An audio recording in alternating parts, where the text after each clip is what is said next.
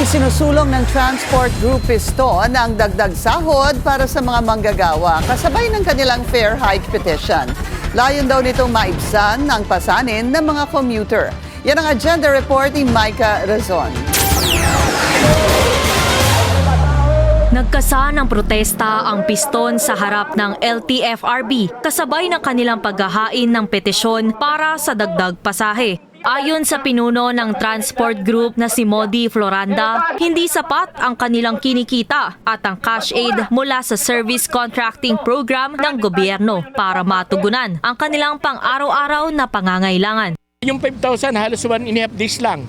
Dahil kung kami ay nagkukonsume ng 30 liters, halos sa 3,600 pesos per day yung aming gastos sa krudo. Ay yung natitira nun, kulang na rin doon sa kalahating araw para makapagserbisyo kami.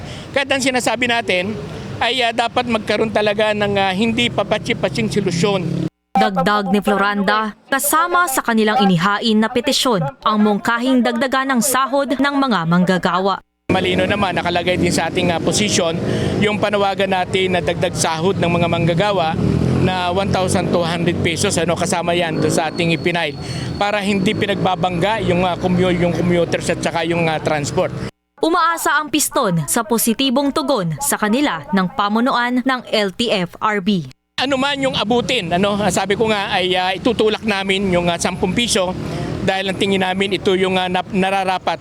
Wala pang sagot o pahayag ang LTFRB sa petisyon ng piston. Para sa agenda, Micah Razon, Billionaire News Channel.